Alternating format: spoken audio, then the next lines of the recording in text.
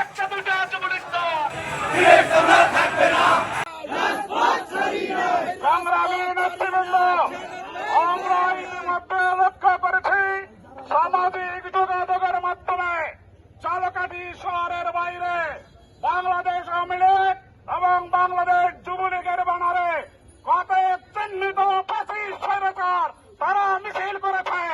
আমরা প্রশাসনের কাছে জানতে চাই, একটি নিষিদ্ধ সংগঠন কিভাবে তারা তারা দিয়ে মিছিল করে। আমরা প্রশাসনের কাছে জানতে চাই, কেন আজকের দিনটি পর্যন্ত নিষিদ্ধ সংগঠন এবং যারা সন্ত্রাস বিরোধী কার্যক্রমে জড়িত তাদেরকে কেন এখনো সন্ত্রাস দমন আইনে গ্রেফতার করা হয়নি। অসংখ্য নেতা কর্মী আমি ফ্যাসিস্ট সরকার দ্বারা মিথ্যা কায়েমি মামলায় কারাবরণ করেছে, বিভিন্নবার হামলায় রক্তাক্ত হয়েছে। আমরা 17টি বছর পালিয়ে বেরিয়েছি, নির্মম রাত কাটিয়েছি, নিজেদের ঘরে আমরা ঘুমাতে পারিনি। দীর্ঘ 17টি বছর রাজপথের জীবনের ঝুঁকি নিয়ে বন্দুকের নাড়ার সম্মুখে আমরা আন্দোলন সংগ্রাম করেছি।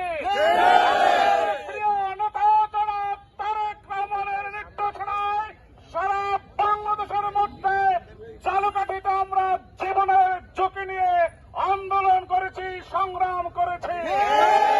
আমাদের সাথে আন্দোলনের সংগ্রাম ছিল ঝালকাঠি জেলা বিএনপি, ঝালকাঠি পৌর বিএনপি, উপজেলা বিএনপি, আমাদের প্রিয় ছাত্রদল, যুবদল, স্বেচ্ছাসেবক দল, কৃষক দল, শ্রমিক দল, তাঁতি দল, মৎস্যজীবী দল সহ সকল সহযোগী অঙ্গ সংগঠনের নেতৃবৃন্দ আমাদের সাথে আন্দোলন সংগ্রাম করেছেন।